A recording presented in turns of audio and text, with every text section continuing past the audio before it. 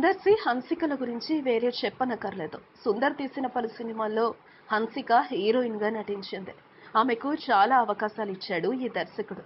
అయితే సంఘమిత్ర వంటి భారీ ప్రాజెక్టు కూడా హన్సికని హీరోయిన్ గా పెట్టి తీసేద్దామని అనుకున్నాడు సుందర్సి. అయితే ఆ సినిమా ప్రొడ్యూసర్ మాత్రం దీనికి అంగీకరించడం లేదు. ఎందుకనగా హన్సికకి ప్రస్తుతం తెలుగు, తమిళ్ వంటి భాషల్లో పెద్దగా హిట్స్ లేవు. 200 కోట్ల రూపాయల ప్రాజెక్టు ప్రస్తుతం ఈ హీరోయిన్ పై పట్టి తీయటం అనేది ఏ మాత్రం మంచిది కాదు అని ప్రొడ్యూసర్ వారించటంతో డైరెక్టర్ ప్రస్తుతం వేరే హీరోయిన్ చూసుకునే పనిలో ఉన్నారట.